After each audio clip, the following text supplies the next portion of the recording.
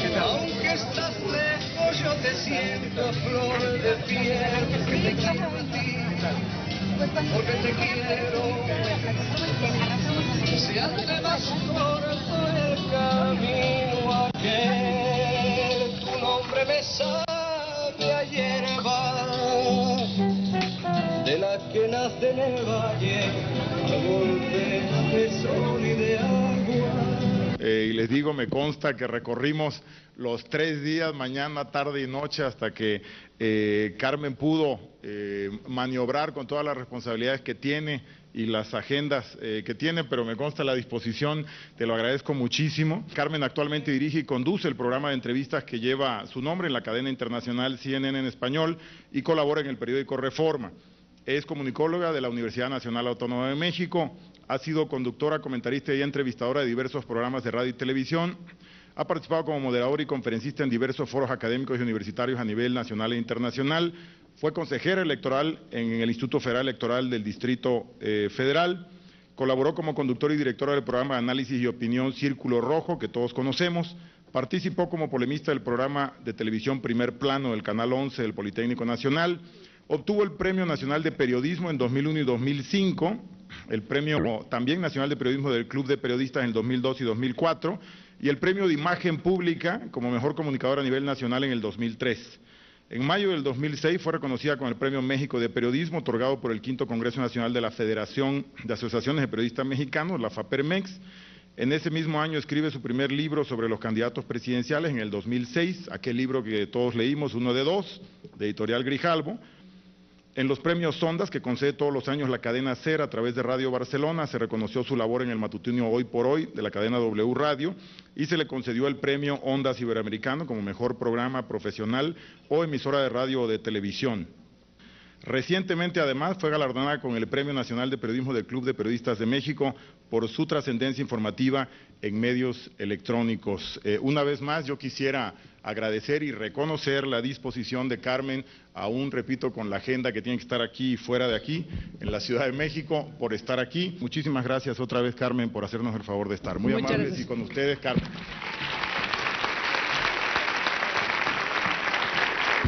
Muchas gracias al diputado Gerardo Priego por la organización de este foro. Me ha presentado como una mujer que tiene una agenda muy ocupada, cosa que no es creíble en mi condición de desempleada. Suman más de 50,000 los mensajes que se han lanzado a través de distintos conductos para condenar el silenciamiento de la emisión matutina de Hoy por Hoy.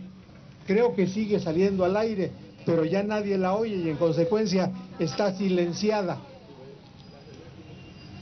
Pero no solo por la cuantía, no solo por el volumen, no solo por el número de las voces que están indignadas, irritadas, en algunos contados casos tristes, sino por la calidad de la protesta y la posibilidad de una consecuencia más allá de la protesta, es que este momento es significativo. La mayor parte de la gente que muestra su solidaridad, su aprecio y su afecto a Carmen Aristegui, le dice también, ¿qué hacemos? Se ha entendido en esta oportunidad que no es el momento de la resignación. Gracias por llamar a Televisa Radio. Si conoce la extensión, marque 7 y el número de extensión. Para comunicarse a ventas, marque 3. A estaciones, marque 4. 31. Por favor, espere mientras su llamada es transferida a... Está llamando a la dirección de W. ¿Bueno? ¿Sí? Sí, buenos días. Buenos días. Quería hablar con el señor Daniel Moreno. ¿No se encuentra? ¿Qué busca? María del Carmen de Lara. María del Carmen. De Lara. ¿Para qué asunto? Mire, estamos interesados en hacerle una entrevista. Estamos realizando un documental vinculado con el derecho a la información y la libertad de expresión. Queríamos oír su punto de vista sobre este tema. ¿Cuál es la regla con la que medimos a la libertad de expresión? ¿Cuál es la medida? ¿Cuál es el parámetro para ensanchar o acortar la libertad de expresión? En México, el tema de la censura se ha sofisticado, digámoslo así. Ya rebasamos, creo yo, desde hace algún tiempo, la grotesca manera que existía en el régimen anterior de un secretario de Gobernación o de un director de radio, televisión y cinematografía o de hasta un funcionario de medio pelo que podía hablarle a una estación de radio y decirle al dueño, oiga, este señor o esta señora está diciendo barbaridades, o le para o le cortamos.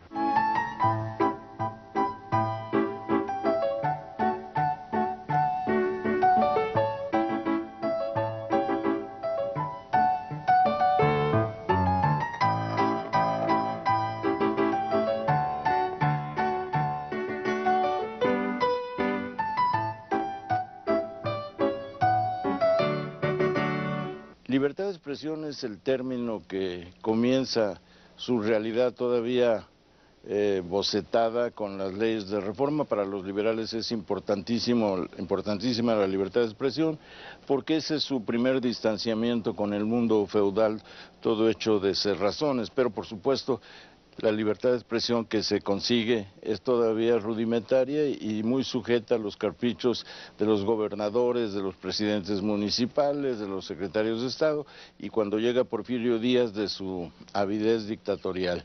Filomeno Mata, ¿cuántas veces fue a dar a prisión? En algún momento, después de escribir algo, él mismo tomaba sus maletas y se iba a la prisión para ya no molestarlos, que vinieran por él y todo. Se tomaba la libertad de ir a la cárcel porque sabía que se le venía encima la mano dura de don Porfirio. La revolución se supone que acabó con eso, que ahí sí hubo finalmente el corte de una libertad absoluta de palabra y de prensa, pero es falso. Maximino Ávila Camacho, secretario de Comunicación, ante una obra de teatro frívolo que se llama El Máximo Pachuco, se indigna y manda que unos golpeadores se encarnicen con el autor de la obra, que muere a consecuencia de la golpiza. Se tocaba poco o no se podía tocar de alguna manera a las figuras importantes del gobierno, y entonces la represión era muy grande y uno estaba acostumbrado a vivir con esa represión. En esa época había boletines de prensa, ¿no? Las secretarías de Estado enviaban el boletín de prensa para dar información sobre lo que estaba ocurriendo y los periodistas se limitaban a transcribir en gran medida eso. Uno podría hacer una crítica del sistema, de los personajes del sistema, incluso con cierta delicadeza del presidente, y podría salir esto en la página impresa del libro o de ciertas revistas con poca circulación. A Manuel Marcué Pardiñas, director de la revista Política, que es una revista que indigna particularmente al PRI y al que era en un momento secretario de Gobernación, Gustavo Díaz Ordaz. A Manuel Marcué se le persigue, y cuando empieza el movimiento de 68 se le envía a la cárcel, no porque haya tenido que ver con el movimiento, sino porque era una cuenta pendiente. Trancazos, secuestros, boicots de las revistas, persecución policíaca, intervención telefónica, ¿qué más? Amenazas a los impresores. Y logró ese momento imborrable en la historia del cómic en México, cuando un grupo de, supongo, de policías lo secuestra, se lo llevan, le montan un simulacro de fusilamiento, situaciones todas a las que Ríos se ha referido de un modo muy prudente y para nada protagónico. Y este delirio de acabar con el enemigo que era Ríos, te prueba hasta qué punto a Díaz Ordaz, que era el sistema, la personificación del sistema, le calaba la capacidad crítica de Ríos. La televisión, por ejemplo, estaba controlada, muy bien controlada por el gobierno, y parecía que la misma televisión, Televisa en ese entonces, era una secretaría más de Estado, ¿no? A mí me gustaría que me enseñaran el cheque con el cual supuestamente pagaron por su concesión, cuando todos sabemos que fue un regalo y que a cambio de ese regalo además de algo que no era suyo para dar, porque el espectro radioeléctrico es un bien público. A cambio de ese regalo, el gobierno que obtuvo durante décadas, pues un soldado leal.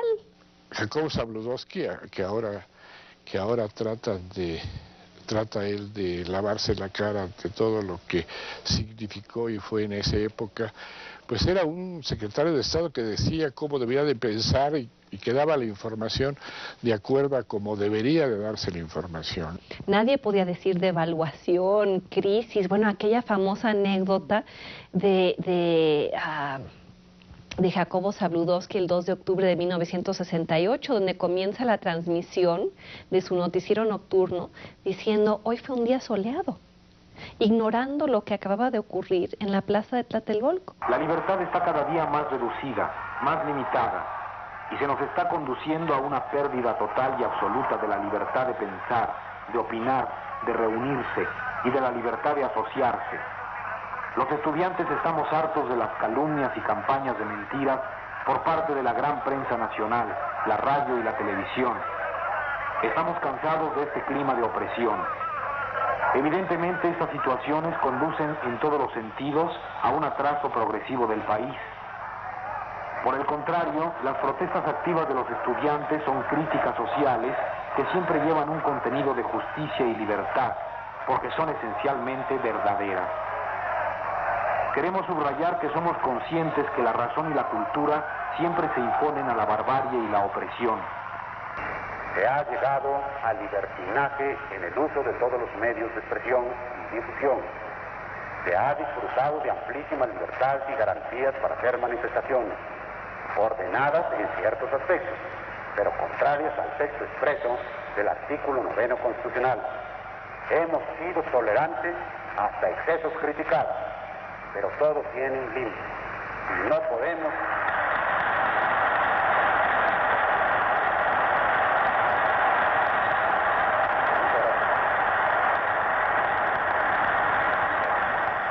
Bueno, a muchos estudiantes los agarraron la noche misma de Tlatelolco, después a los que no murieron, porque muchos murieron, ¿no? Por ejemplo, le dieron un balazo a Oriana Fallaci, que era una corresponsal de guerra, que había sido corresponsal de guerra en Vietnam y también en Grecia. Ella dijo que en ningún país del mundo había visto que se disparara sobre una multitud desde lo alto.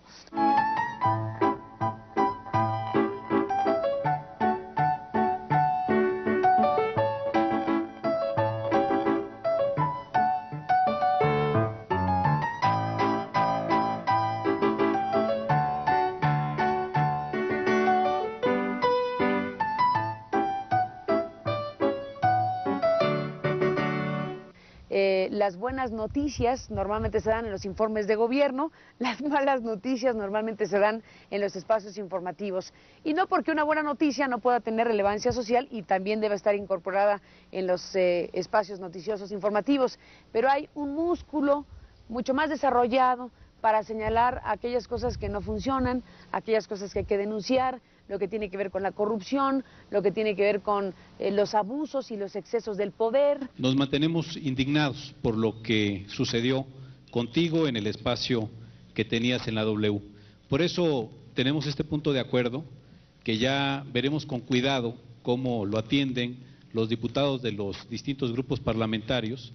En este punto de acuerdo que te estamos compartiendo, a ti y al panel, estamos pidiéndole a la Cámara de la Industria de la Radio y la Televisión que abra un espacio para una voz, para una capacidad como la que tú tienes, porque no se vale lo que se está haciendo. Entonces, dejamos constancia de esto y decirte que efectivamente nosotros no solamente estamos convencidos de que tu voz nos hace mucha falta, te extrañamos, te necesitamos. Te extraño, mi amor, ¿por qué será? Me falta todo en la vida sin estar. Como te extraño, mi amor, ¿qué te pasé? Te extraño tanto que voy a enloquecer. Ay, amor, te extrañamos, Carlos. Había cosas que se escuchaban ahí que no se escucharon jamás en otro lugar. O sea, ahí estaba el país real, no el país ficticio, no el país donde ya se trascendió la polarización y todos somos fantásticos y maravillosos y la lucha contra el narcotráfico, qué bien va.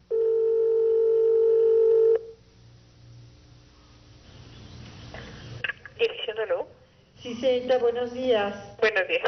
Mire, soy María del Carmen de Lara. Ayer hablé con usted para su... Así es, señorita. Yo tuve el gusto de atenderla. Le pasó el mensaje a don Daniel Moreno. Y la indicación que fue que quería hablar con usted el día de hoy por la mañana. Él aún no ha venido porque tuvo un desayuno en el Senado de la República. El periódico Excelsior era una cooperativa que elegía a su director. Y en 1968 eligió a Julio Scherer como director general. Y eso significó una transformación profunda del periódico. Se ampliaron los espacios de la libertad de expresión y se ensanchó la libertad de información, la búsqueda de información más allá de los boletines y de la información controlada que el Estado y los grandes empresarios producían. Cuando Excelsior empieza a abrirse y genera un interés, pues empiezan a ver los problemas con enfrentarse con la disposición del mismo presidente de la República, que trataba de atemperar esos golpes con su camarilla de colaboradores, ¿no? Y entonces todos querían que se bajara el tono, que no se hablara tan fuerte, que no se criticara tan alto. Organizaron una conjura que dio por resultado la expulsión de Julio Scherer del periódico. Entonces pensamos en hacer primero un semanario con vistas a hacer un periódico después, un semanario que pudiera vivir nada más de sus lectores. Yo pienso que la clave y el éxito que tuvo después Proceso fue que era un periódico muy modesto, una revista muy modesta, mal hecha, fea, hecha casi a mano, con dificultades para conseguir el papel, porque entonces existía la empresa Pipsa que controlaba el papel para los periódicos, que era una forma de control. Entonces, con muchos trabajos, pero empezamos a hacer una revista que vivía de sus lectores y que sigue viviendo ahora de sus lectores, ¿no? De modo que al golpe de Echeverría se correspondió una respuesta del propio gremio periodístico y de la sociedad. Una parte muy significativa, la mayor parte del capital se formó con contribuciones de cientos y hasta miles de personas que sintieron la necesidad de dotarse a sí mismas del instrumento profesional requerido. Y uno se encuentra que esa represión aparece no solamente en la prensa. Cuando yo hacía obras de teatro, pues de pronto yo hacía una obra de teatro sobre Morelos que yo pensé que no tenía ningún problema y hablaba en esa obra de teatro porque había investigado de la retractación de Morelos, de cómo Morelos se retracta y se arrepiente de lo que había hecho y delata a sus compañeros. Pues yo lo metí todo eso en una obra de teatro que lastimó a Miguel de la Madrid, al presidente Miguel de la Madrid, porque su bandera había sido Morelos y parecería que conocer más de Morelos pues agrietaba a su héroe, donde le pise uno. Pero por supuesto la represión más grave es la que ha atentado contra la vida de personas. Es grande el número de periodistas que han sido asesinados o han desaparecido sin que conozcamos su paradero. Los dos extremos de esta situación es el asesinato de Manuel Buendía en 1984, perpetrado por agentes de la Dirección Federal de Seguridad. El día que asesinan al columnista, el entonces jefe del grupo de motociclistas de la Brigada Especial, Juan Moro Ávila, al encontrarse en las oficinas de la Dirección Federal de Seguridad, es informado que por la tarde de ese día se iba a realizar un operativo denominado Noticia, y el comandante Raúl Pérez Carmona, alias El Diablo, le indicó en forma muy discreta que estuviera al pendiente en la tarde y cerca de las oficinas, pues el operativo Noticia tenía como propósito callar a un cabrón. No se le puede, ni se le debe pedir heroicidad a los periodistas. No debe ser tomado esto como un hecho de valentía y osadía desmedida. No, lo que tendríamos que tener los periodistas es precisamente el régimen, tanto legal, mediático y social, que permita que el periodista pueda tener en el ejercicio de su libertad la posibilidad de ejercer un criterio en donde diga, yo creo que este tema debe ser abordado.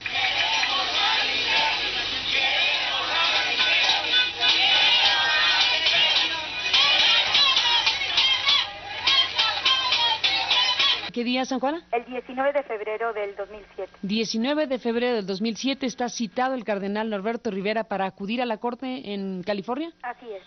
¿Tendrá que acudir a él personalmente? Bueno, me imagino que existe algún recurso legal para él no presentarse, pero es evidente que es histórico, es inédito este hecho en México, porque es la primera vez que un purpurado es citado en una corte estadounidense. W. Sí, ¿cómo le va? Soy nuevamente Mari Carmen de Lara. Sí. A ver si ya se desocuparía. No, señorita, todavía no se ha desocupado. Tiene puerta cerrada y sigue hablando por teléfono. Lo que no se vale es efectivamente engañar, distorsionar, manipular, inducir, vender deliberadamente un producto que presume ser informativo y que en el fondo tiene otros propósitos. El periódico 1+1, por ejemplo, que en cierto modo resultó del golpe de Excelsior, como había resultado Proceso, tuvo diversas crisis. En una de ellas, un grupo principal de directivos rompió con Manuel Becerra Costa, que era el director general, y se fue a la calle y luego pudo organizar el periódico La Jornada. Cuando a mediados de los 80s se cierra para nosotros como un colectivo de periodistas críticos e independientes el periódico en el que estábamos, el 1+1, nosotros lanzamos una convocatoria a la sociedad civil y el financiamiento de este periódico realmente sale de la respuesta tan decidida, tan fuerte y yo diría pues incluso histórica. Manuel Becerra Costa se quedó con 1+1 y luego una presión ilegítima del gobierno lo obligó a venderle el periódico a unos empresarios favorecidos por el propio gobierno de Carlos Salinas. Y así la represión ha tenido diversas modalidades. Boicot publicitario, por ejemplo, negativa de otorgar anuncios por parte de empresarios o por parte del gobierno, cancelación de espacios de información. Yo mismo dirigía un noticiario en Radio 1000 en el año 93 y el gobierno presionó al concesionario para que cesara mi participación allí y eso ocurrió. Los medios electrónicos tienen una posición muy subordinada a los gobiernos, ¿no? Incluso esta frase tan famosa de Azcárraga, de Emilio Azcárraga, diciendo que eran soldados del PRI, ¿no? En una relación de mucha complacencia y de mucha subordinación al gobierno, porque así les convenía a sus intereses de desarrollo, de crecimiento económico. ¿Cuál es el poder de los medios en cualquier sociedad democrática? Se les llama the fourth estate, el cuarto estado, porque vigila a los otros tres.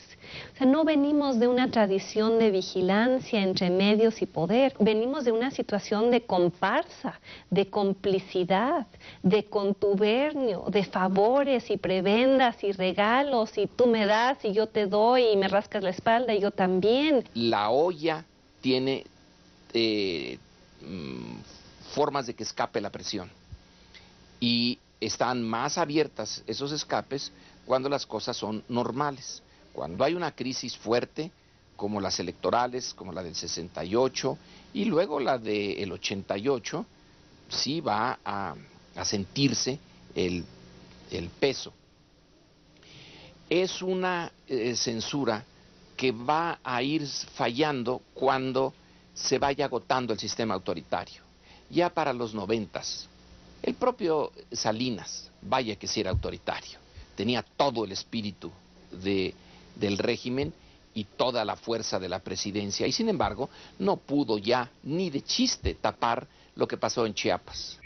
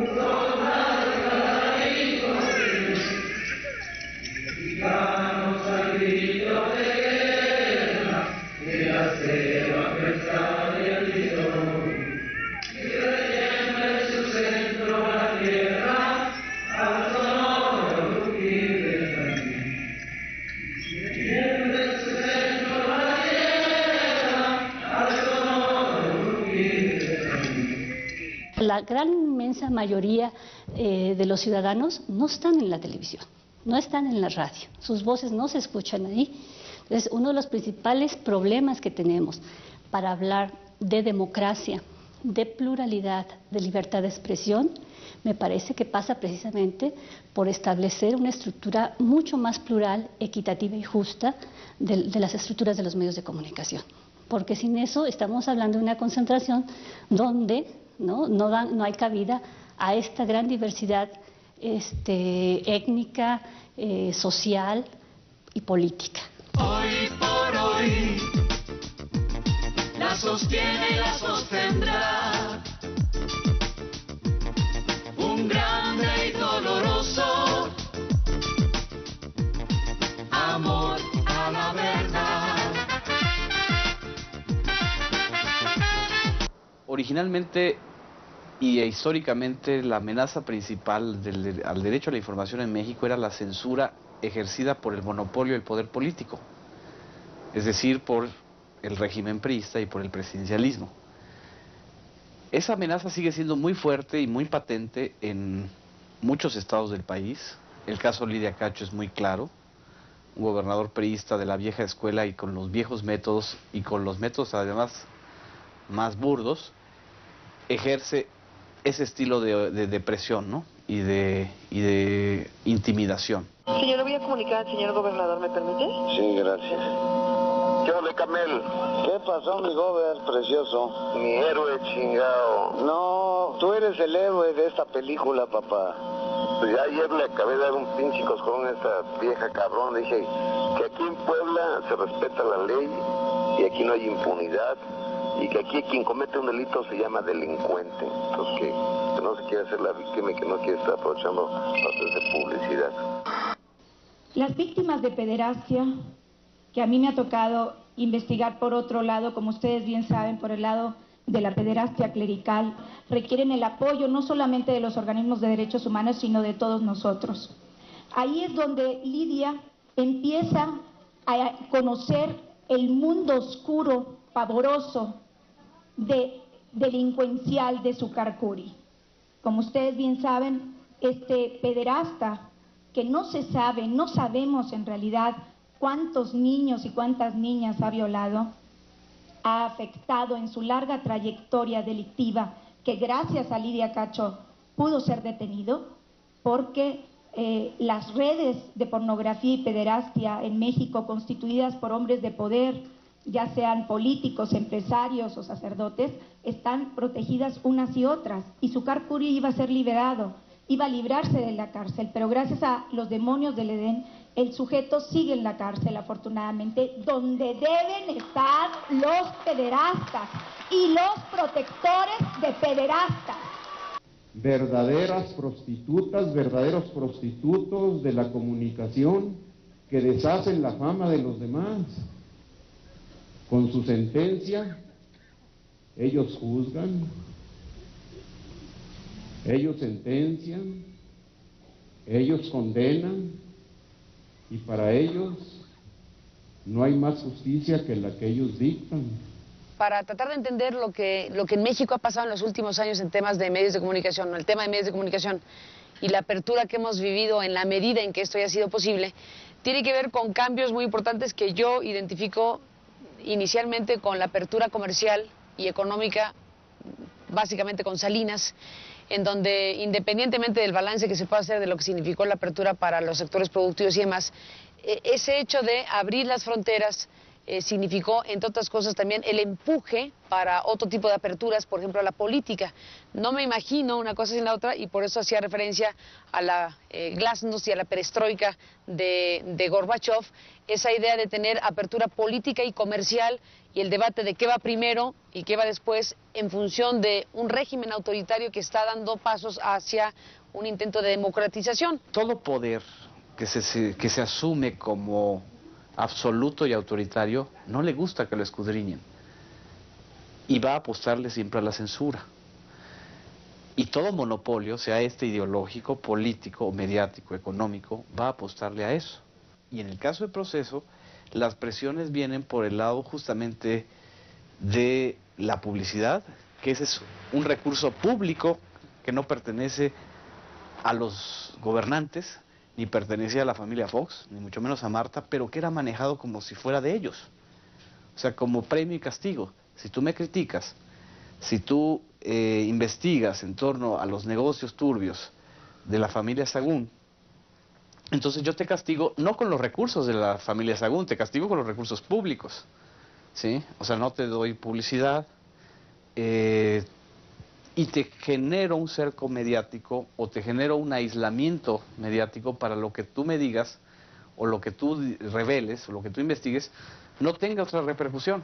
Ese es el gran problema ahorita del derecho a la información y de la libertad de expresión en México, el enorme nivel de concentración y de control que quieren ejercer estos poderes que se han ido acostumbrando a sus privilegios y que no se democratizaron como se ha democratizado la sociedad mexicana.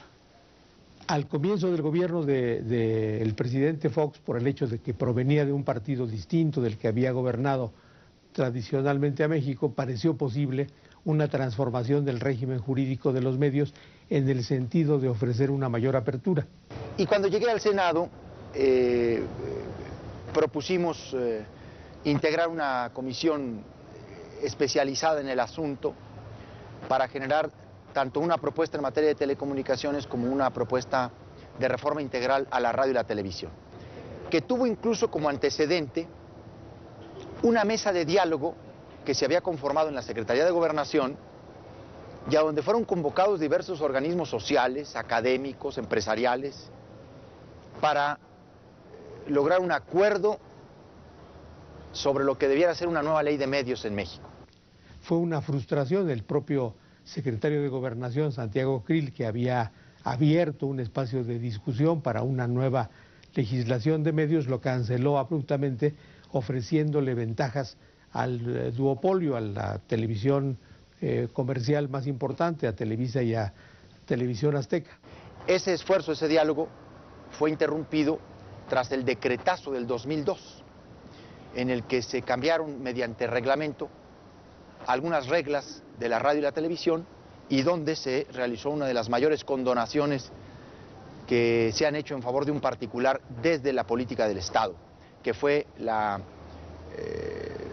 condonación de los llamados tiempos de Estado, estos tiempos que tienen que otorgar los concesionarios al Estado como un pago en especie, producto de una contraprestación a que está obligado todo aquel que usa el espectro radioeléctrico como un bien público de la nación.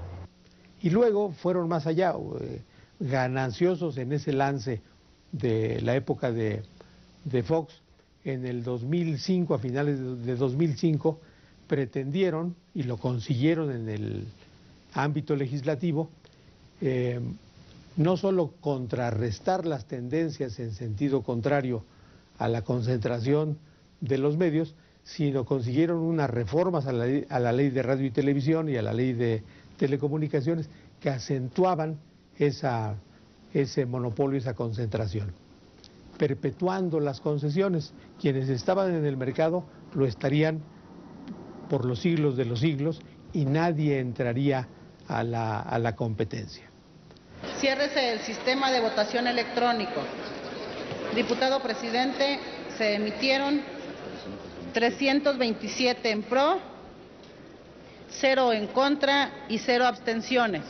Aprobado en lo general y en lo particular por 327 votos el proyecto de decreto que reforma, adiciona y deroga diversas disposiciones de la Ley Federal de Telecomunicaciones y de la Ley Federal de Radio y Televisión. Resulta que los medios electrónicos van evolucionando de tal manera, va creciendo tanto su influencia, que ya no solamente es el interés económico el que está permeando ahí, sino que va creciendo su influencia social y su influencia política. Y vemos que hoy en día estos medios también tienen intereses políticos. Y vemos que estos medios ya no nada más son el escenario de la discusión política, son también actores de la política. Creo que así como pasa cuando, por ejemplo, la ley antitabaco o alguna de las leyes que afecta directamente o influye directamente en algún legislador, creo que el legislador tiene que hacerlo por motu propio y decir yo me excluyo de esta discusión porque estoy involucrado. Desafortunadamente ese acto de honestidad pues es poco visto aquí en la Cámara o en la Cámara de Senadores, pero los demás tenemos que evidenciar, a ver, este está directamente involucrado, ese voto es algo muy cuestionado, es algo que puede ser muy cuestionado, es algo que sabemos que es un conflicto de intereses entre su posición y sus relaciones, pueden ser desde familiares hasta laborales. Bueno, desde el momento en que se aprobó esa famosa ley Televisa, me quedó claro que había algo que olía muy mal. Desde la forma en la que se aprobó, en 7 minutos, con 300 y tantos votos a favor, 0 en contra, 0 abstenciones. O sea, las televisoras habían logrado hacer algo que ni el presidente de México pudo hacer en todo el sexenio, que fue lograr una ley por unanimidad y aprobada en 7 minutos. Entonces empecé a indagar como politóloga qué había ocurrido y al leer los términos de la ley me di cuenta de la gandalle que era. Se le estaba entregando a Televisa no un grupo de montañas y de valles o un pedazo de selva de alguna parte del territorio que ya conocemos. No, se le estaba entregando el territorio más estratégico del país. Pero entonces recurrimos, un grupo de senadores que nos habíamos opuesto a esa ley, a un instrumento de control constitucional que se llama la acción de inconstitucionalidad, que es un instrumento mediante el cual una parte de una de las cámaras puede impugnar ante la Corte una ley que afecte o vulnere la Constitución. En junio del 2007, la Corte abrió el debate a la nación a través del canal de televisión del Poder Judicial y en 7 sesiones cayeron una por una las principales pretensiones del duopolio televisivo y fueron anuladas porciones normativas muy importantes de la ley Televisa. No es por moral, no es por ética. Yo creo que ética, la de ellos, la de la clase política mexicana, es pues muy distinta a la que tenemos el grueso de los ciudadanos.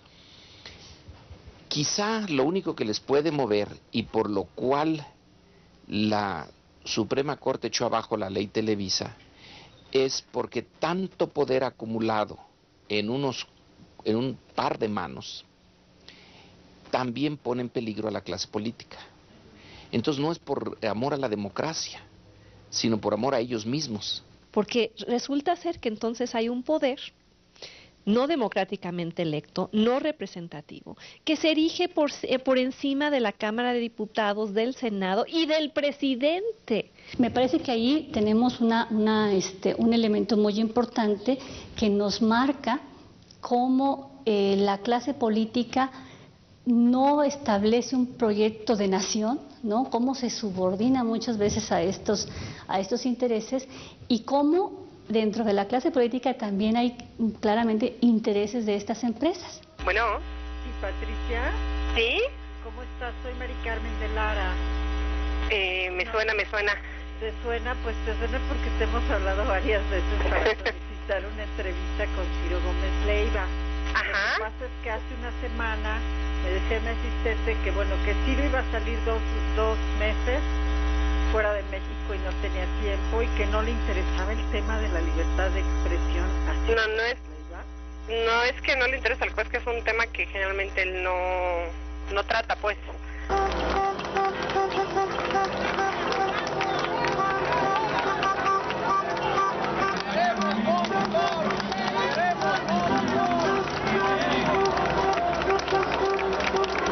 Una vez más nuestra dignidad como mexicanos está en peligro, está en riesgo, ya que pretenden atentar contra otro medio de comunicación tan importante y valioso como ha sido Radio Monitor. Y atentar contra un medio de información es atentar contra el libre derecho a la información y de expresión de todo un pueblo. Me siento en la oficina presidencial y me dice el expresidente Fox, lo primero es, ¿ya te pagaron los señores Aguirre? No me han pagado. ¿Y te van a pagar? Sí, me van a pagar. ¿Y cómo te van a pagar? Los abogados lo van a arreglar. Bueno, ¿por qué entonces eres perredista? No soy perredista, señor presidente. Bueno, es que todo el mundo me dice que eres perredista. Bueno, usted debe tener servicios de inteligencia, de saber con quién hablo, con quién no hablo, con quién salgo, con quién no salgo, a dónde voy, a dónde no voy y de qué hablo en la radio. Entonces, ha de saber usted que no soy perredista, no entiendo por qué insiste. Entonces me dijo el presidente Fox, bueno, porque todo el mundo me dice que eres perredista. Entonces le dije, bueno, a mí también me dicen cosas de usted, señor presidente. Y me dice, ¿cómo qué cosas te han dicho de mí? Que usted me quiere desaparecer. En ese momento se levantó el presidente Fox, golpeó con la mano izquierda en la mesa redonda que está en la esquina de su oficina, o estaba, y me dijo, yo nunca he matado a nadie. Y le dije, señor presidente, yo no pienso que usted quiera matarme, lo que pienso es que usted me quiere desaparecer como empresa. Se quedó parado y me dijo, extendiendo la mano, me dio mucho gusto saludarte. Lo que tenemos en común es que somos demócratas.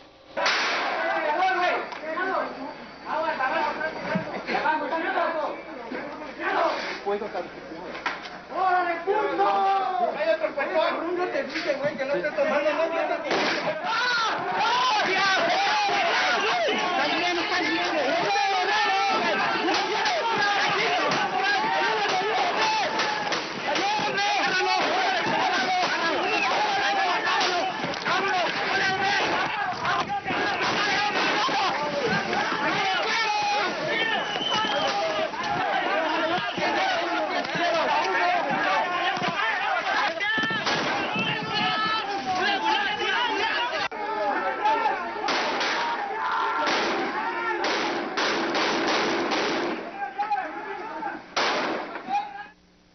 Yo me explico la profundidad y la vastedad de la represión que vivió el pueblo oaxaqueño en razón de que tomaron por asalto los medios de comunicación. La represión incluyó, por supuesto, asesinatos, desapariciones, violaciones, encarcelamiento arbitrario e incluso envío de prisioneros políticos a cárceles de fuera del estado de Oaxaca. Lo que provocó la represión profunda fue su valor de tomar los medios por asalto. No estoy aquí diciendo que haya que tomar los medios por asalto. Estoy diciendo que la sociedad necesita tener sus medios para expresarse, que los oaxaqueños lo comprendieron y que como se los marcaron las circunstancias, así lo resolvieron. Esta frase la va a usted escuchar continuamente. Bueno, pues ya estamos de regreso con Radio Plantón al aire, 10 de la mañana con 47 minutos. Ya nuevamente Radio Plantón está al aire y pues participen, los invitamos para que vayan a esta gran megamarcha. La coordinadora de mujeres oaxaqueñas el día de hoy convocó una marcha que, según nuestros reporteros, ya nos están diciendo que pues la concentración es masiva. O sea, la gente está rompiendo nuevamente el miedo y eso, pues sí van a tener que ver mucho los medios de comunicación aquí. La radio ha jugado un papel determinante en el movimiento y bueno, nos hemos dado la tarea de seguirlo construyendo para que se pueda vencer el miedo. Parecen años, fueron meses, pero aquí estamos al aire otra vez. Y yo creo que pues el pueblo de Oaxaca ya no va a ser el mismo. Habiendo experimentado ya una vez qué se puede hacer con los medios, pues la gente va a querer mayor información, ¿no?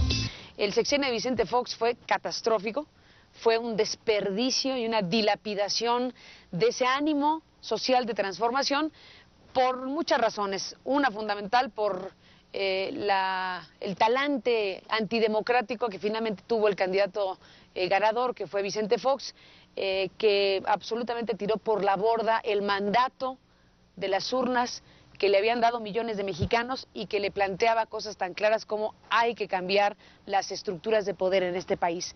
No solo no las cambió, sino que se acomodó muy pronto a ellas, distorsionó finalmente la equidad de la contienda, la dejó marcada irremediablemente, quedó esa enorme sombra de dudas sobre realmente qué fue lo que pasó en la elección presidencial, pero lo que sí quedó totalmente cierto fue que fue una elección intervenida y por lo tanto se interrumpió lo que había sido construido con mucha parsimonia, con muchos años, con mucho dinero público, que si el IFE, que si la credencial para votar, que si el padrón electoral, que si un sistema de partidos más fuerte, en fin, todo lo que nos costó años construir, pues en un sexenio y en un plumazo si no se vino abajo del todo, casi. Estamos aquí en la W Radio en una protesta, en una manifestación pacífica de muchas personas de la sociedad civil que nos reunimos de manera espontánea y libre por el término y la no recontratación de la periodista y extraordinaria comunicóloga Carmen Aristegui. Por favor, espere mientras su llamada es transferida. Está llamando a la dirección de W.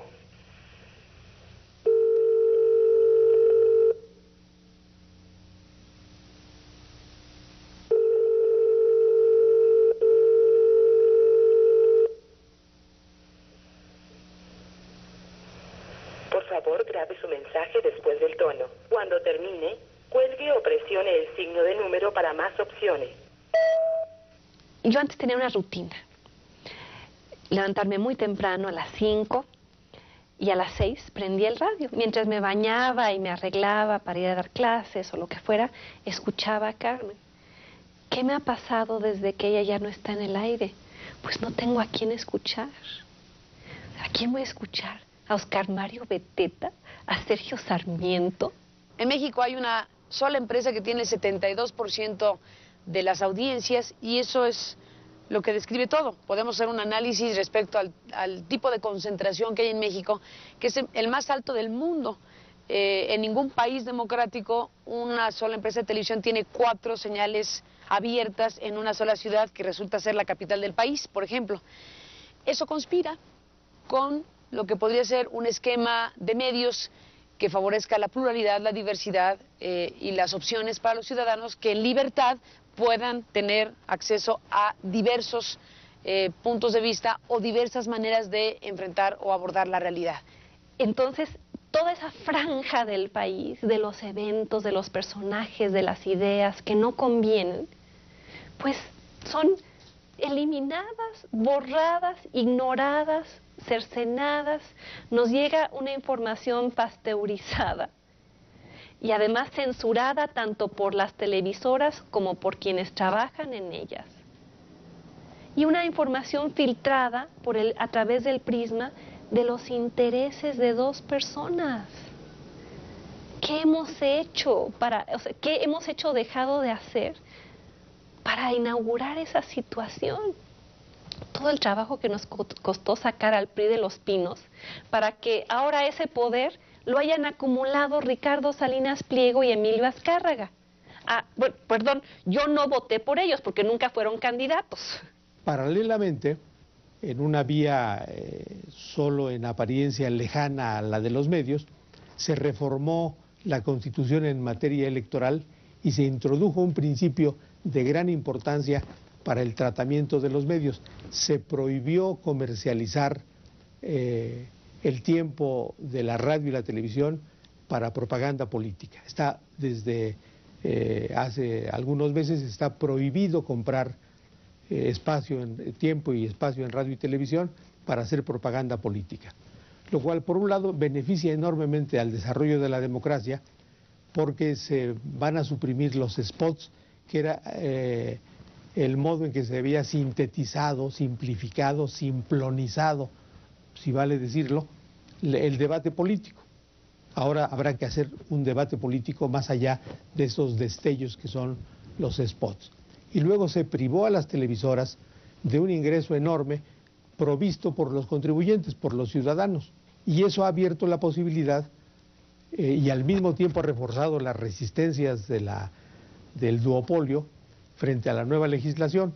Que en este momento me aterra el poder hacer un comentario, por ejemplo, de que el gobernador del Estado de México es un hombre guapo o algún otro político es un farsante o es una persona incorrecta. Y la pregunta es, ¿este tipo de comentarios que se dan en el medio en donde yo trabajo nos van a hacer que de pronto seamos nosotros culpables, seamos criminales? El que ustedes puedan decir que un gobernador es guapo, como aquí se planteó, por supuesto que bajo ninguna circunstancia podrá ser causal de ningún tipo de delito o de crimen, como se dijo.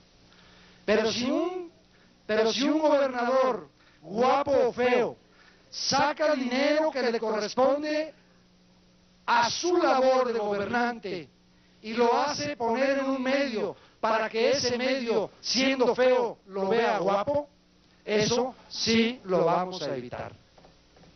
Aquí se ha dicho en esta mesa que ustedes se han autolimitado como partidos políticos con un menor gasto.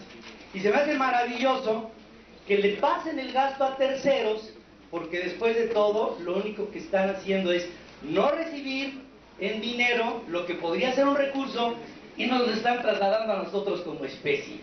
Se me hace una postura pueril y ridícula. Y perdón que califique, pero ya estoy cansado de tanta palabrería. Desde el punto de vista estricto, México, aquí el señor Núñez dijo que podría esto tomar un cariz de una elección como las de los Estados Unidos, que tiene un carácter mercantilista. Yo me pregunto, ¿sí somos empresas de carácter social? Claro, vivimos de la sociedad, pero no somos una empresa, no somos empresas de corte social. Para ir a fondo perdido hay otras organizaciones que ustedes conocen muy bien. Nosotros pagamos impuestos y sobre los impuestos que pagamos, porque se argumenta que no lo hacemos, pagamos impuestos. A muchos de nosotros nadie nos ha regalado absolutamente nada, nada más se los recuerdo.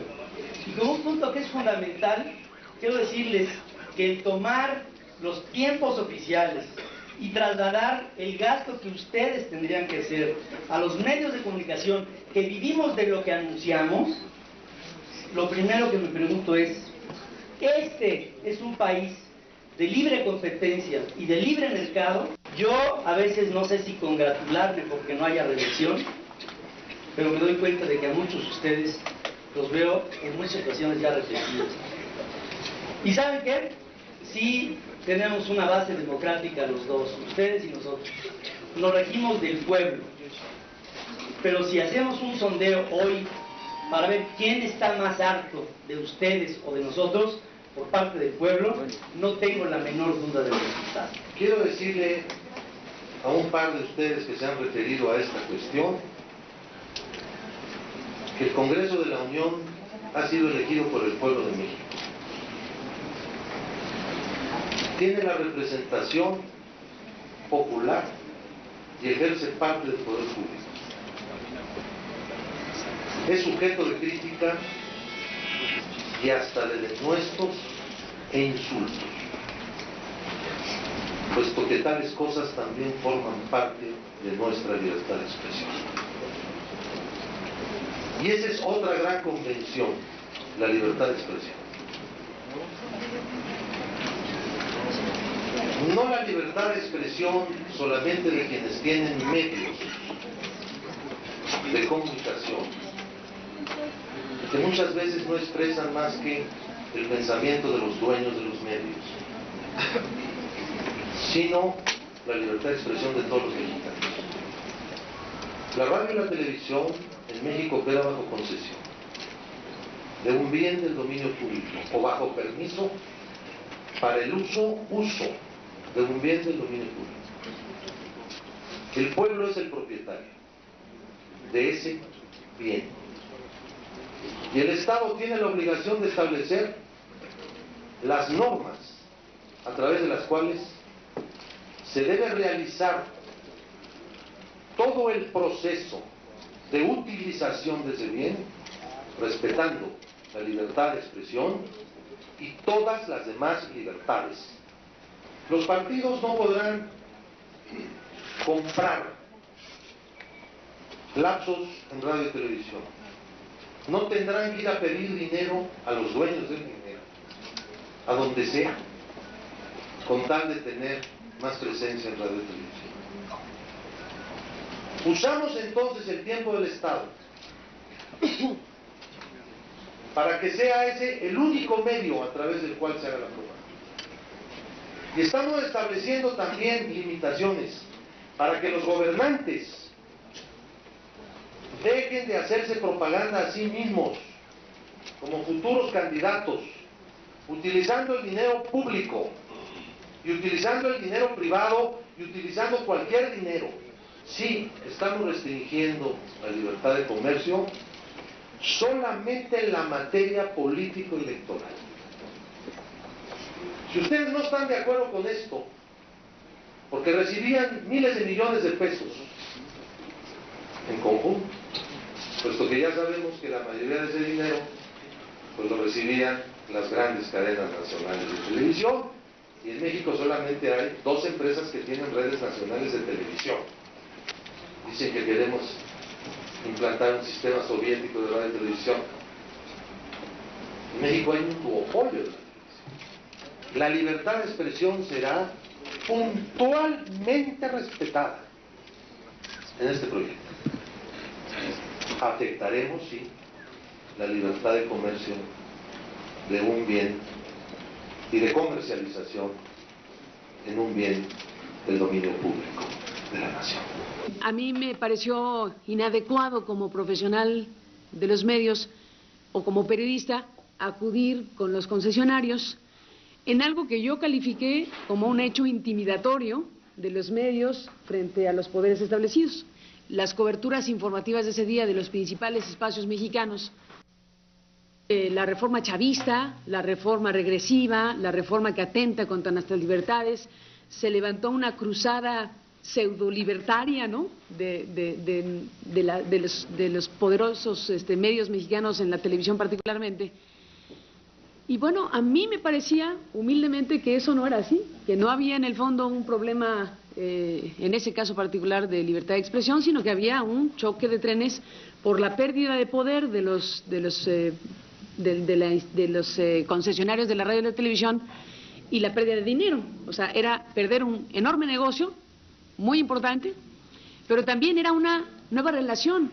Una consecuencia de este lance legislativo y judicial fue que Carmen Aristegui fuera despedida de su programa de XW. Ella, como conductora muy exitosa, había sido contratada por Radiópolis, por la empresa que conjuntamente tienen Televisa y Prisa, el consorcio periodístico español, que en España ha tenido un papel muy favorable a la democratización, que pareció poder ejercer el mismo papel en México, pero que con la actitud que asumió frente a Carmen Aristegui muestra lo contrario. Desde mi punto de vista es un asunto mercantil. Si el dueño no tiene la misma filiación ni tiene las mismas consideraciones que el conductor, pues tiene una forma distinta de pensar, y creo que también el dueño o el concesionario de una frecuencia no tendrá con quien no comulgue con sus ideas, ¿no? Prisa estuvo conteniendo durante un tiempo las ganas de Televisa de despacharse a Carmen, de sacarla del aire, de reprimirla. Pero hubo un momento, cuando el cambio de régimen, cuando sube al poder Felipe Calderón, en que la relación con las empresas españolas se convierte en una parte estratégica, no solamente del grupo en el poder, en muy amplios márgenes de la acción política, sino incluso de la política exterior del país. La influencia de España hoy en México, de parte de los grupos más derechistas de España, es hoy tan grande como lo fue en el periodo anterior al surgimiento del fascismo en el mundo. Las falanges españolas, el falangismo español, que invirtió esfuerzos y dineros y personas para formar a la cristiada en México, para alentar a la parte más derechista de la sociedad, sobre todo del Bajío y particularmente de Jalisco, es la misma fuerza política que está influyendo sobre México y sobre la élite que gobierna hoy para llevar el país por donde lo llevan. Y el consentimiento a las empresas españolas, como Repsol, a la que se le está entregando el petróleo mexicano, no es una casualidad. Digan lo que quieran. Perdón, señor cardenal. Chinguen a su madre. Yo estoy aquí para cumplir un compromiso ante mí mismo, ante mi conciencia. Prisa entró en esta dinámica de poder. Incluso el periódico El País, que en un momento dado, en la transición de la dictadura franquista a la democracia en España, jugó un papel decisivo, ha olvidado, por supuesto, esos propósitos democratizadores y ha entrado en la lógica de la dinámica de la gran empresa capitalista que arrastra cualquier tipo de derechos si lo siente así indispensable para sus intereses. Por eso el echarse la bolita entre Televisa y Prisa no es más que un ejercicio de cotidianidad, de cómplices en un atentado contra la libertad de expresión. Prisa puede omitirle a sus lectores y a sus audiencias el debate que en México se está dando sobre Prisa. No debería, creo yo. Prisa, que no tiene legalmente ningún derecho a intervenir en la línea editorial, es la que, según Televisa, corrió a Carmen. Y no hay una sola institución que se haya hecho cargo de participar, de condenar y de incluso tratar de llevar a juicio a ese par de firmas, a ese par de empresas que están cometiendo una acción ilegal a todas luces, con confesión de parte por Televisa. Este debate de que, hombre, pues es una decisión de empresa. Bueno, si fuera una fábrica de zapatos, se entiende que tú puedas quitar a un elemento por las razones que quieras y lo indemnizas y es un tema laboral, porque la naturaleza de esa empresa tiene que ver con un ámbito estrictamente comercial. El ámbito de los medios de comunicación es un ámbito distinto, debe ser entendido de forma distinta. Es el Estado el que tiene las atribuciones de garantizar a los ciudadanos el derecho a la información, el derecho de expresión, el derecho de conciencia, todos estos que hemos mencionado como derechos fundamentales. Por lo tanto, la naturaleza de lo que está ocurriendo, que ocurre en los medios de comunicación, en este caso electrónicos, debe ir de la mano precisamente de la noción de que hay derecho de quien escucha y de que hay derecho de quien ve la televisión y de que hay derechos que tenemos que entender y apropiarnos pues para exigir su cumplimiento.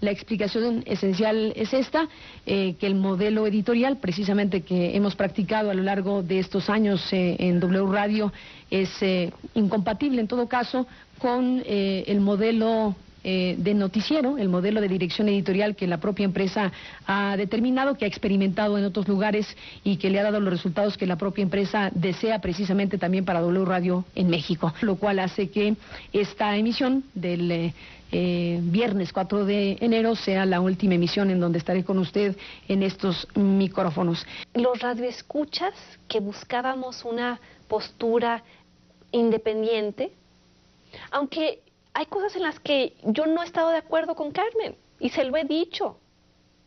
Aún así, me parece la voz más creíble de la radio mexicana. Además del disgusto, generas una discusión y generas un debate. Bueno, ¿y por qué ocurre todo esto? ¿Y qué hay detrás de que se cierren espacios de comunicación que son identificados como espacios críticos? Hay una política antipopular que se completa con represión a los movimientos de protesta por esa política antipopular y silenciamiento de las voces que podrían darle cauce a esa protesta social. Murió, según usted, de gastritis, como dijo el presidente Calderón, de anemia aguda, como dijo la CNDH, o de parasitosis, como dijo el gobierno de Veracruz. A ver, ciudadana, juez de mi afecto y respeto, yo no tengo... No soy juez, gobernador, soy periodista. Una declaración de esa naturaleza. Simple y sencillamente me atengo a lo que dice la averiguación, que la señora murió de muerte natural, no causa mecánica o externa, y que descanse en paz.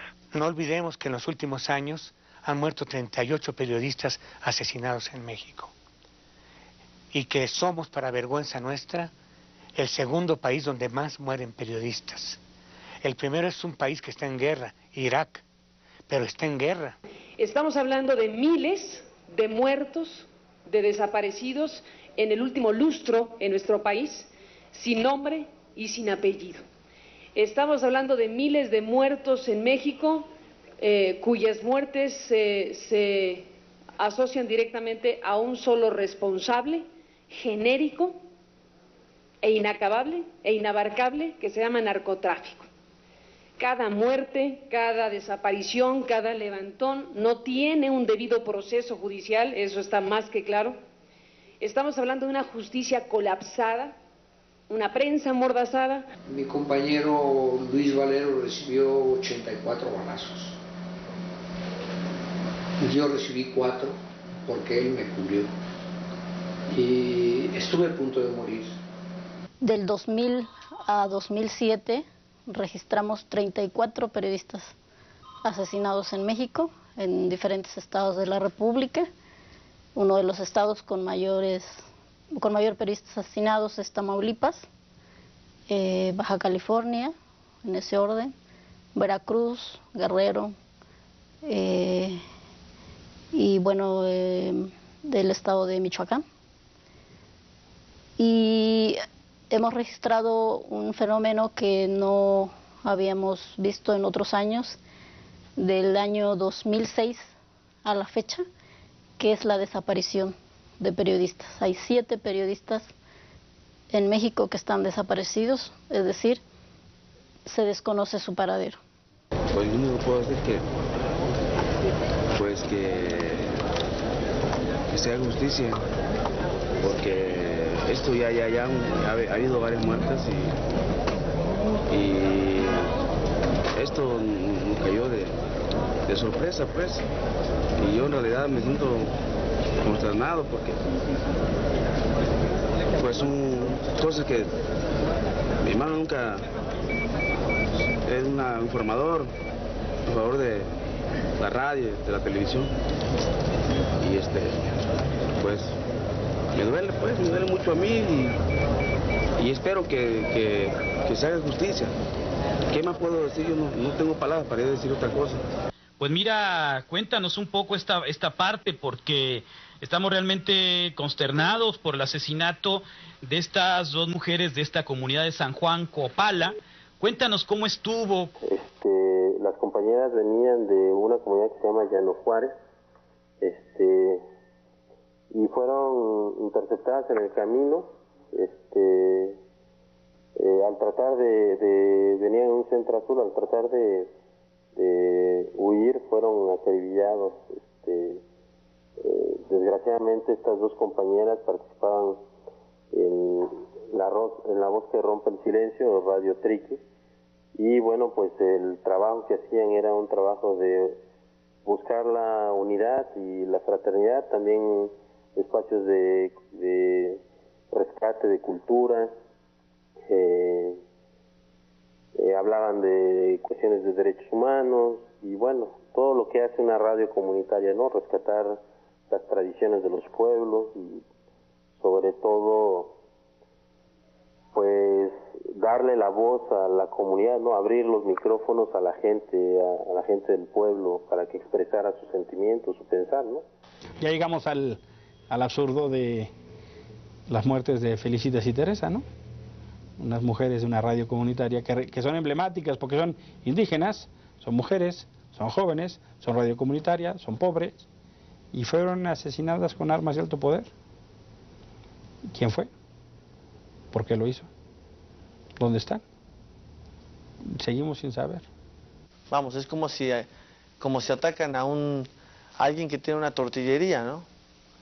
Y bueno, puede haber muchos móviles para un asunto judicial de esa índole, ¿no? Y no tiene que ser para acallarlo por sus creencias políticas, ¿no?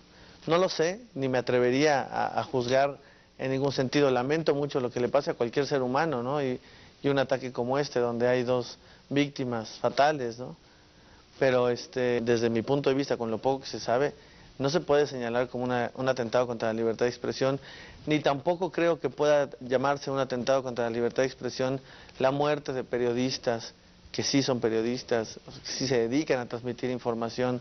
No es un asunto gubernamental, no es un asunto de censura, es un asunto de complicidades, ¿no? Mire, veo a mi jefe con una persona, pero no... Déjeme ver si me toma la llamada, le suplico, por favor. De nada. Bueno. Sí, el señor Daniel Moreno. A sus órdenes. ¿Cómo está? Mucho gusto. Igualmente. Mire, yo estaba solicitando una entrevista con usted. Ajá. Porque estoy realizando un documental independiente en torno al tema del derecho a la información.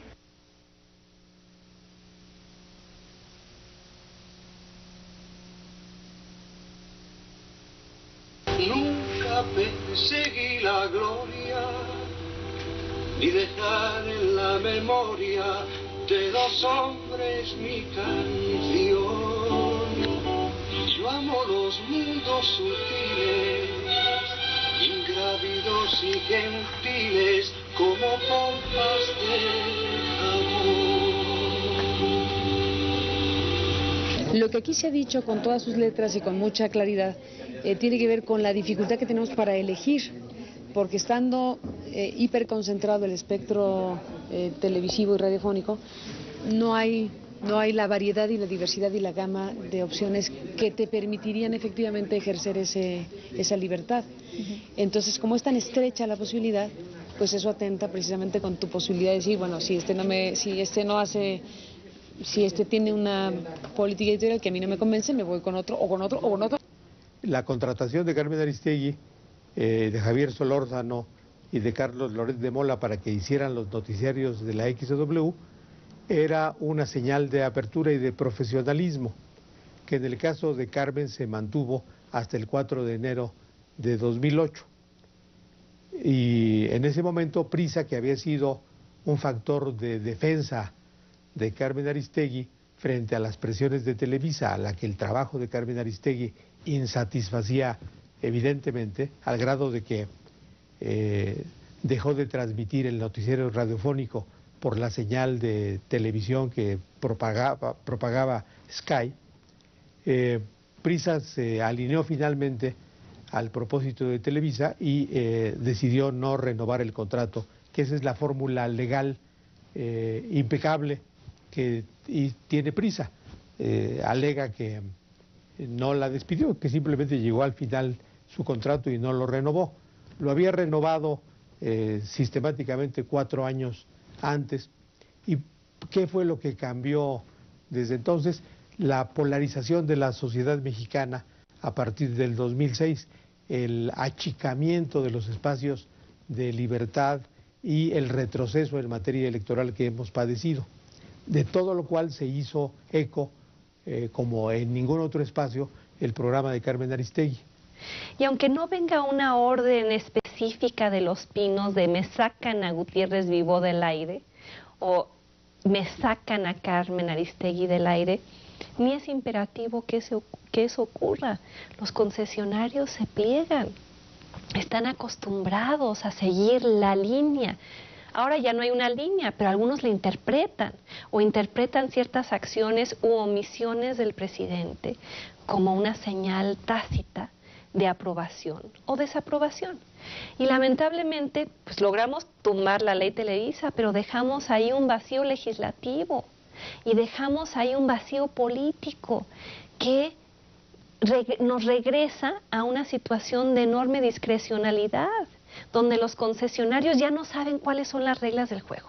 Y como no saben, pues mejor quedar bien con el presidente. O sea, mejor sacar del aire a alguien que podría él percibir como incómodo o incómoda. Entonces, esta simple pregunta que le hace un concesionario a un miembro del equipo de Felipe Calderón, oye, ¿hay un veto o no a Carmen Aristegui? Necesito saber para ver si la contrato o no. O sea, eso revela la dinámica de la que estoy hablando, que es una dinámica perversa, antidemocrática, disfuncional para el país.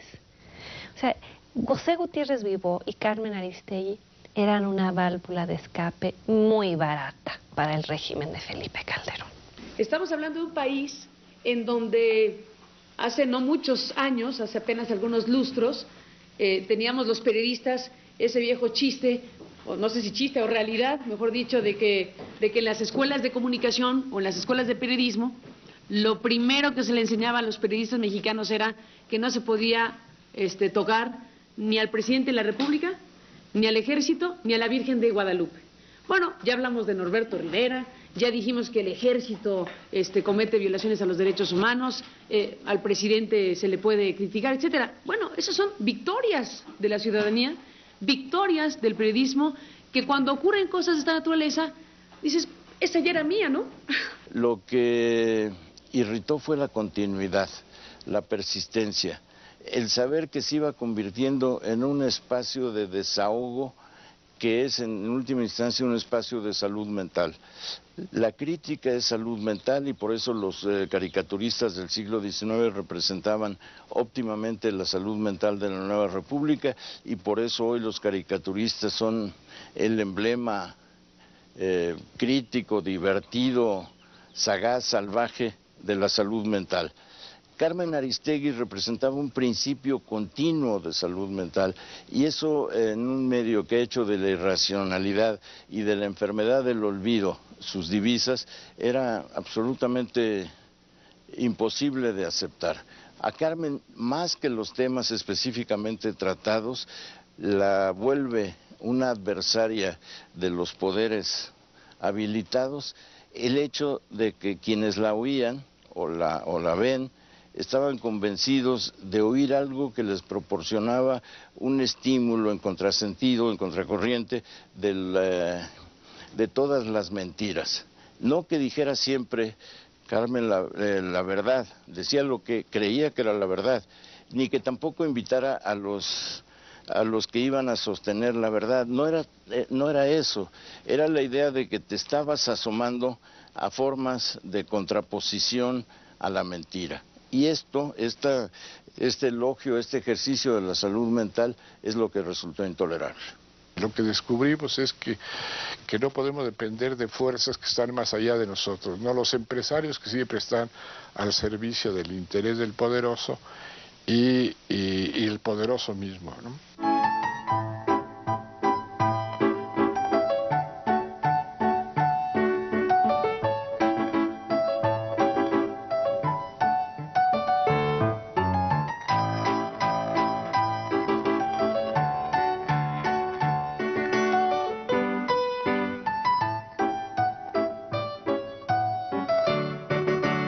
Por eso es tan importante la discusión y lo que vayan a hacer los legisladores con la nueva ley de medios de comunicación. Cuando este fragmento, si es que se ve en algún lado, se vea, pues a lo mejor ya tenemos un debate sobre la ley de medios y estaremos viendo que será la madre de todas las batallas si los legisladores efectivamente entran al tema de cómo ir desmontando, sin hacer una guerra civil en México, un aparato de este tamaño que por supuesto no es lo que un diseño democrático necesita para una sociedad como la mexicana. Yo creo que no les importa la democracia en México porque viven muy bien sin democracia. Como ciudadanos, ¿qué podemos hacer? No lo sé. Cada quien un poco su papel, nosotros que estamos haciendo ahora. Pero tengamos conciencia de que tiene poca efectividad. El único momento en que más o menos le pueden cobrar a un político de estos es en el de las elecciones, muy de tarde en tarde. En cambio, los intereses reales, los intereses creados, les pueden hacer favores y pedir cuentas en cualquier momento. El ciudadano normal lleva siempre las de perder. Pero en fin, no hay peor lucha que la que no se hace. Escuchamos en la radio cómo un mentiroso nos explica quién miente y vemos en televisión cómo los ladrones se enjuician entre sí. Mientras los ciudadanos caminamos entre basura, insultados por el poder de la mercadotecnia y sin saber en qué país vivimos ni con quién. Cansados, ya en la noche, intentamos cambiar de canal, pero no podemos porque todos son el mismo. Tampoco queremos apagar los aparatos, porque seguimos esperando poder vernos, poder oírnos. Y vamos a seguir intentándolo Vamos a seguir luchando porque en nuestro país, nuestros medios reflejen lo que somos. Si no podemos escucharnos, pronto dejaremos de hablar. Y si seguimos sin vernos, pronto estaremos ciegos. Bienvenidos todas y todos a este Frente Nacional por la Reforma de Medios. Si a la política no le cuesta este asunto, la política se va a seguir entendiendo en exclusiva con los grandes intereses duopólicos de la televisión, oligopólicos de la radio. Pero si la gente empieza a tomar parte de este tema y empieza a ser proactiva en exigirle a sus legisladores responsabilidad a legislar este asunto, yo estoy absolutamente seguro que podemos tener un viraje y podemos contar con una ley de radio y televisión a la medida de las aspiraciones de la sociedad. La MEDI es eso, es una asociación que busca integrar el impulso social, articularlo y orientarlo hacia una causa fundamental que es el derecho de la comunicación. Somos una agrupación plural conformada por 2 órganos directivos, un consejo directivo y un consejo consultivo. Yo presido el consejo directivo, Miguel Ángel Granados Chapa preside el consejo consultivo. Este grupo está integrado por gente de gran prestigio en la vida académica, política, comunicacional del país. Las fuerzas están muy unificadas, las fuerzas, los poderes están muy unificados con la idea de proscribir, abolir, eliminar, desvanecer, lo que se quiera. Pero yo creo que una república consiste en el juego de tensiones, y un juego de tensiones que de un lado se dedica febrilmente al saqueo y al afán de devolvernos al siglo XIX en materia de libertades, está condenada. No por otra cosa, sino porque la modernidad la aplastará indefectiblemente. Y lo otro, hasta qué punto puedan mantener el régimen de los saqueos, dependerá de la madurez de una población que, sin ceder a la tentación de la violencia, no ceda tampoco a la tentación del apaciguamiento.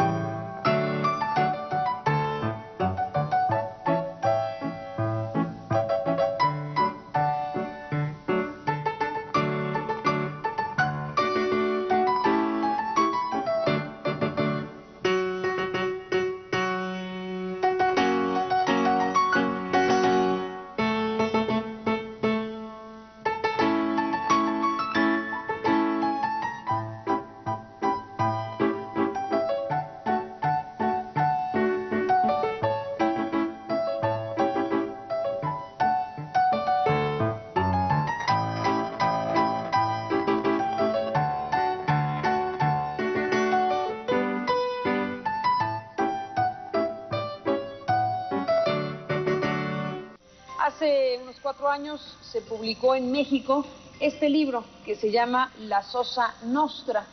La Sosa Nostra, porrismo y gobierno coludidos en Hidalgo, escrito por Alfredo Rivera Flores, con el prólogo del periodista y maestro Miguel Ángel Granados Chapa. Cuando una persona se siente agraviado en su reputación, en su honor, tiene 2 vías, la penal, vía difamación o calumnia, o la civil, en este caso la que optó Gerardo Sosa Castellán en el Distrito Federal, porque resulta que este libro, siendo una reseña hidalguense, en Hidalgo no existe el daño moral, pero la ley permite que si hay varios codemandados, pueda escoger el domicilio que mejor le favorezca.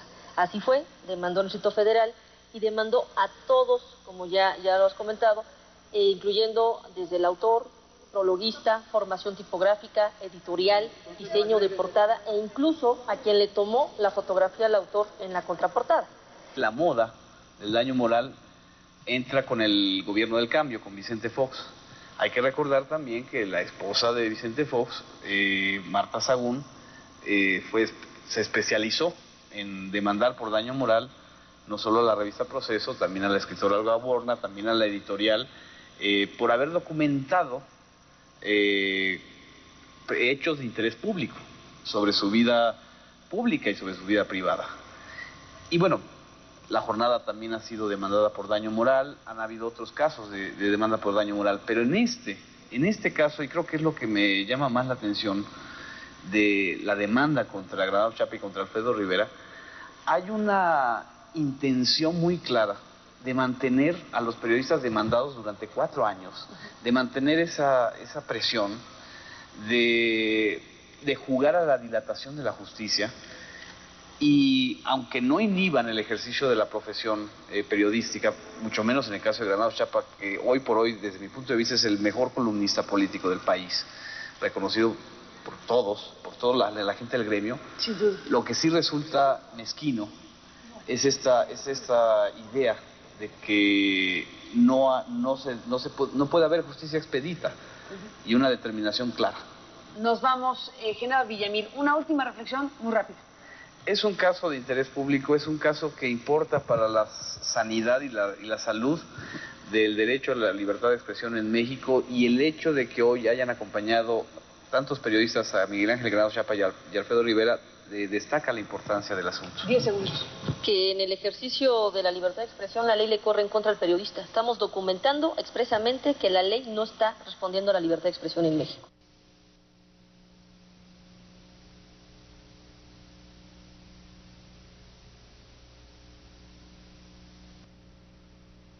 La represión era muy grande y uno estaba acostumbrado a vivir con esa represión. En esa época había boletines de prensa, ¿no? Las secretarías de Estado enviaban el boletín de prensa para dar información sobre lo que estaba ocurriendo, y los periodistas se limitaban a transcribir en gran medida eso. Uno podría hacer una crítica del sistema, de los personajes del sistema, incluso con cierta delicadeza del presidente, y podría salir esto en la página impresa del libro o de ciertas revistas con poca circulación. A Manuel Marcué Pardiñas, director de la revista Política, que es una revista que indigna particularmente al PRI y al que era en un momento secretario de Gobernación, Gustavo Díaz Ordaz. A Manuel Marcué se le persigue, y cuando empieza el movimiento de 68 se le envía a la cárcel, no porque haya tenido que ver con el movimiento, sino porque era una cuenta pendiente. Trancazos, secuestros, boicots de las revistas, persecución policíaca, intervención telefónica, ¿qué más? Amenazas a los impresores. Y logró ese momento imborrable en la historia del cómic en México, cuando un grupo de policías lo secuestra, se lo llevan, le montan un simulacro de fusilamiento, situaciones todas a las que Ríos se ha referido de un modo muy prudente y para nada protagónico. Y este delirio de acabar con el enemigo que era Ríos, te prueba hasta qué punto a Díaz Ordaz, que era el sistema, la personificación del sistema, le calaba la capacidad crítica de Ríos. La televisión, por ejemplo, estaba controlada, muy bien controlada por el gobierno, y parecía que la misma televisión, Televisa en ese entonces, era una secretaría más de Estado, ¿no? A mí me gustaría que me enseñaran el cheque con el cual supuestamente pagaron por su concesión, cuando todos sabemos que fue un regalo, y que a cambio de ese regalo, además de algo que no era suyo para dar, porque el espectro radioeléctrico es un bien público, a cambio de ese regalo, el gobierno que obtuvo durante décadas, pues un soldado leal. Cosa.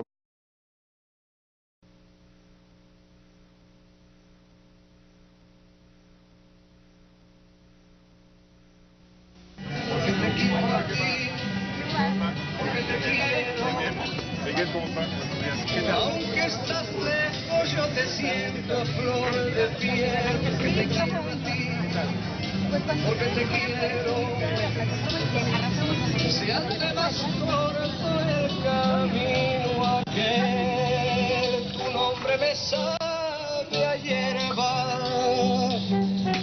de la que nace en el valle, a golpe de sol y de agua. Y les digo, me consta que recorrimos los 3 días, mañana, tarde y noche, hasta que Carmen pudo maniobrar con todas las responsabilidades que tiene y las agendas que tiene, pero me consta la disposición, te lo agradezco muchísimo. Carmen actualmente dirige y conduce el programa de entrevistas que lleva su nombre en la cadena internacional CNN en español y colabora en el periódico Reforma. Es comunicóloga de la Universidad Nacional Autónoma de México, ha sido conductora, comentarista y entrevistadora de diversos programas de radio y televisión, ha participado como moderador y conferencista en diversos foros académicos y universitarios a nivel nacional e internacional, fue consejera electoral en el Instituto Federal Electoral del Distrito Federal, colaboró como conductora y directora del programa de análisis y opinión Círculo Rojo, que todos conocemos, participó como polemista del programa de televisión Primer Plano del Canal 11 del Politécnico Nacional, obtuvo el Premio Nacional de Periodismo en 2001 y 2005, el Premio también Nacional de Periodismo del Club de Periodistas en 2002 y 2004, y el Premio de Imagen Pública como Mejor Comunicador a nivel nacional en el 2003. En mayo del 2006 fue reconocida con el Premio México de Periodismo, otorgado por el V Congreso Nacional de la Federación de Asociaciones de Periodistas Mexicanos, la FAPERMEX. En ese mismo año escribe su primer libro sobre los candidatos presidenciales en el 2006, aquel libro que todos leímos, Uno de Dos, de Editorial Grijalbo. En los premios Ondas, que concede todos los años la cadena SER a través de Radio Barcelona, se reconoció su labor en el matutino Hoy por Hoy de la cadena W Radio y se le concedió el premio Ondas Iberoamericano como mejor programa profesional o emisora de radio o de televisión.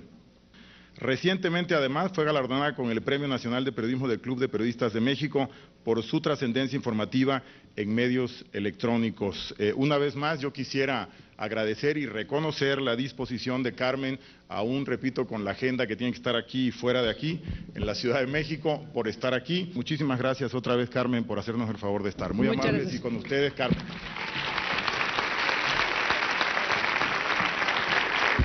Muchas gracias al diputado Gerardo Priego por la organización de este foro. Me ha presentado como una mujer que tiene una agenda muy ocupada, cosa que no es creíble en mi condición de desempleada. Suman más de 50,000 los mensajes que se han lanzado a través de distintos conductos para condenar el silenciamiento de la emisión matutina de Hoy por Hoy. Creo que sigue saliendo al aire, pero ya nadie la oye y en consecuencia está silenciada. Pero no solo por la cuantía, no solo por el volumen, no solo por el número de las voces que están indignadas, irritadas, en algunos contados casos tristes, sino por la calidad de la protesta y la posibilidad de una consecuencia más allá de la protesta, es que este momento es significativo. La mayor parte de la gente que muestra su solidaridad, su aprecio y su afecto a Carmen Aristegui, le dice también, ¿qué hacemos? Se ha entendido en esta oportunidad que no es el momento de la resignación. Gracias por llamar a Televisa Radio. Si conoce la extensión, marque 7 y el número de extensión. Para comunicarse a ventas, marque 3. A estaciones, marque 4. 21, 31. Por favor, espere mientras su llamada es transferida. Está llamando a la dirección de W. Bueno. ¿Sí? Sí, buenos días. Buenos días. Quería hablar con el señor Daniel Moreno. ¿No se encuentra? ¿Qué busca? María del Carmen de Lara. María del Carmen. De Lara. ¿Para qué asunto? Mire, estamos interesados en hacerle una entrevista. Estamos realizando un documental vinculado con el derecho a la información y la libertad de expresión. Queríamos oír su punto de vista sobre este tema. ¿Cuál es la regla con la que medimos a la libertad de expresión? ¿Cuál es la medida? ¿Cuál es el parámetro para ensanchar o acortar la libertad de expresión? En México el tema de la censura se ha sofisticado, digámoslo así.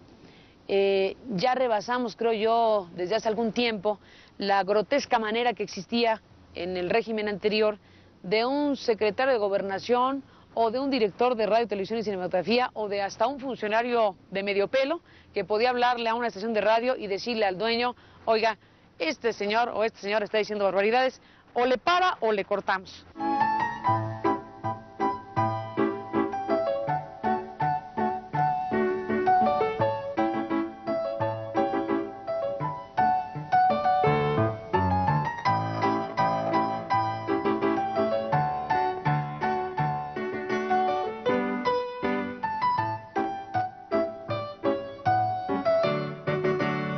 Libertad de expresión es el término que comienza su realidad todavía bocetada con las leyes de reforma. Para los liberales es importantísima la libertad de expresión, porque ese es su primer distanciamiento con el mundo feudal, todo hecho de cerrazones, pero por supuesto la libertad de expresión que se consigue es todavía rudimentaria y muy sujeta a los caprichos de los gobernadores, de los presidentes municipales, de los secretarios de Estado, y cuando llega Porfirio Díaz, de su avidez dictatorial. Filomeno Mata, ¿cuántas veces fue a dar a prisión? En algún momento, después de escribir algo, él mismo tomaba sus maletas y se iba a la prisión para ya no molestarlos, que vinieran por él y todo. Se tomaba la libertad de ir a la cárcel porque sabía que se le venía encima la mano dura de don Porfirio.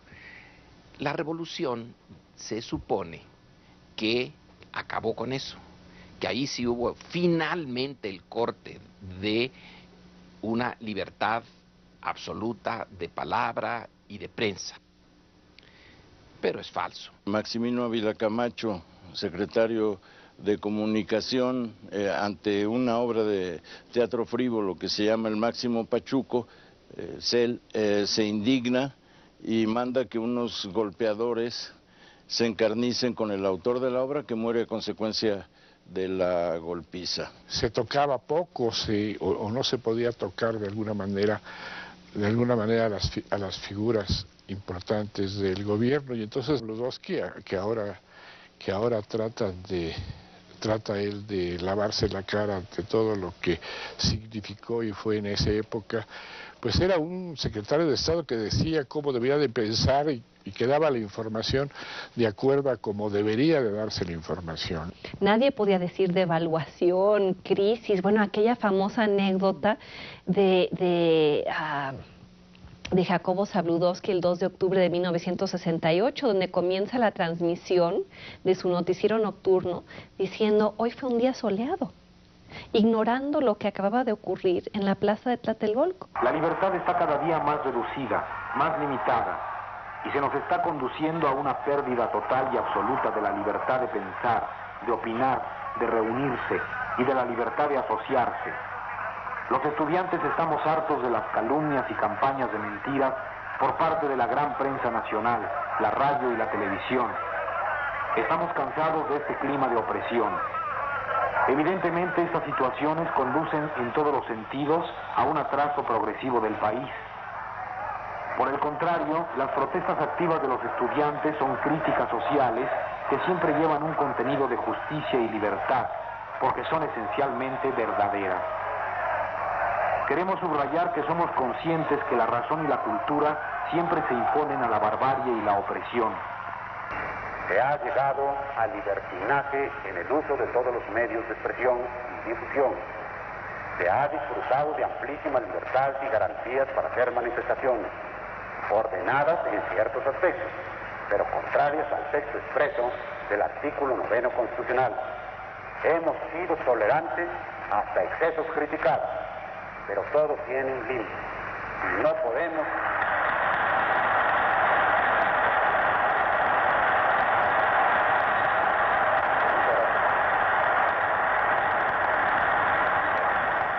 Bueno, a muchos estudiantes los agarraron la noche misma de Tlatelolco, después a los que no murieron, porque muchos murieron, ¿no? Por ejemplo, le dieron un balazo a Oriana Falachi, que era una corresponsal de guerra, que había sido corresponsal de guerra en Vietnam y también en Grecia, Ella dijo que en ningún país del mundo había visto que se